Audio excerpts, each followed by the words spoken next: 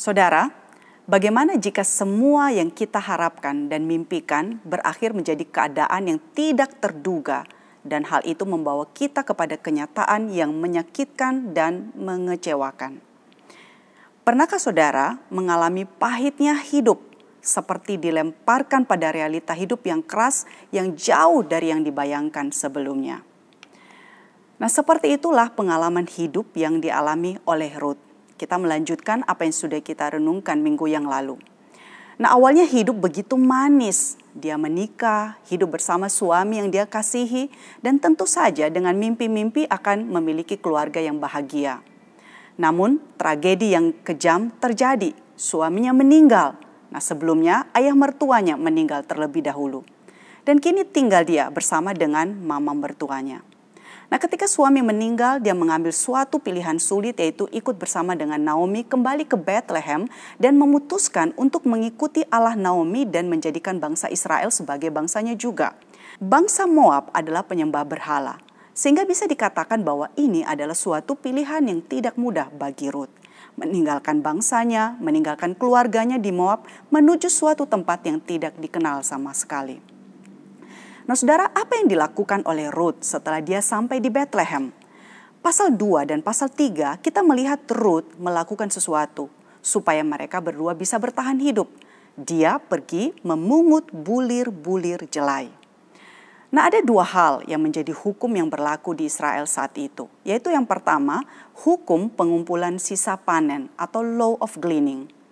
Nah, hukum ini disebutkan di dalam Imamat 19 ayat 9 sampai 10. Yaitu pada waktu kamu menuai hasil tanahmu, janganlah kau sabit ladangmu habis-habisan sampai ke tepinya dan janganlah kau pungut apa yang ketinggalan dari penuaianmu. Tetapi semua itu harus kau tinggalkan bagi orang miskin dan bagi orang asing.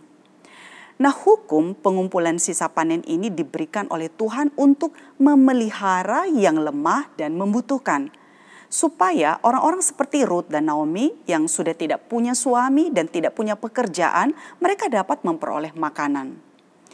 Nah, dari hukum-hukum yang diberikan tersebut kita melihat bahwa Allah sangat peduli kepada mereka yang miskin dan tidak punya apa-apa. Tuhan memberikan hukum untuk memelihara kehidupan mereka. Nah, hukum yang kedua adalah hukum perkawinan saudara ipar atau leverage marriage.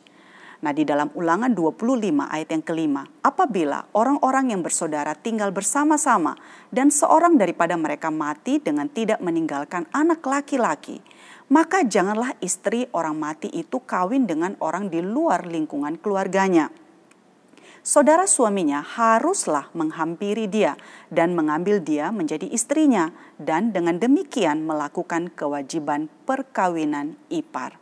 Nah, sama seperti hukum pemungutan sisa panen, hukum ini ditujukan untuk melindungi yang lemah. Sehingga para wanita yang ditinggal mati oleh suami dan tidak memiliki anak, mereka dapat memulihkan nama suaminya yang sudah meninggal tersebut.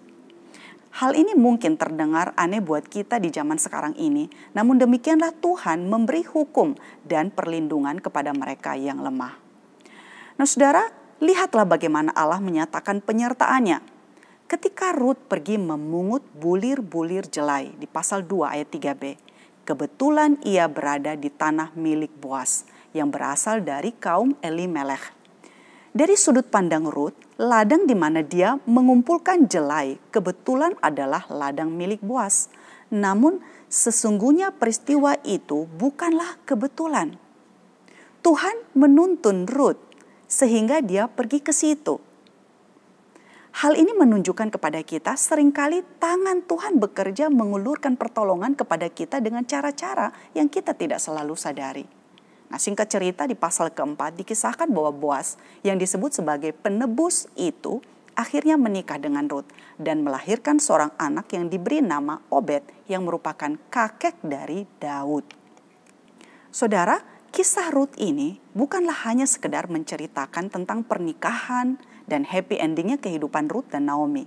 Kisah ini lebih daripada itu. Kisah Ruth adalah kisah penebusan. Kata yang selalu digunakan berulang-ulang di dalam kitab Ruth adalah menebus atau redeem yang muncul sampai 23 kali dalam berbagai bentuk. Nah, ada begitu banyak penggambaran dalam cerita Rut dan Boas yang menjadi gambaran bagaimana Allah bekerja sebagai penebus dalam kehidupan kita. Nah, Rut adalah seorang perempuan Moab yang tidak termasuk di dalam kumpulan orang yang menerima janji dari Allah. Dia adalah orang asing, a stranger, orang luar, yang dengan kuasa Allah dan caranya yang ajaib membuat seorang perempuan Moab ini menjadi penerima janji dari Allah. Nah, sementara Boas yang adalah keluarga dekat dari Elimelech yang menurut hukum perkawinan saudara ipar adalah salah seorang yang mempunyai kewajiban untuk menebus dan mengambil Rut sebagai istrinya. Nah, menebus artinya adalah mengambil kembali apa yang dahulu menjadi miliknya. Nah, salah satu ilustrasi yang bisa menolong kita untuk memahami ini adalah misalnya cerita tentang seorang anak laki-laki yang membuat sebuah perahu mainan. Nah, suatu hari dia membawa perahu tersebut ke sungai dan ingin bermain dengan perahu kesayangannya tersebut. Namun ketika sedang asik bermain, angin kencang datang dan menghanyutkan perahu itu ke hilir. Ia kehilangan perahu. Nah, seminggu kemudian dia menemukan perahu tersebut ternyata ada di sebuah toko mainan dan dijual. Ia masuk ke toko itu dan berkata, "Ini milik saya." Namun pemilik toko berkata, "Itu akan menjadi milikmu apabila engkau membayarnya." Nah, anak itu kembali ke rumahnya dan mengumpulkan semua uang yang dia miliki untuk membeli perahu tersebut. Perahu itu akhirnya kembali menjadi miliknya. Itulah namanya menebus. Nah, kita adalah milik Allah. Dia yang menciptakan kita. Namun dosa memisahkan kita dari Allah sehingga kita berada di bawah perhambaan dosa.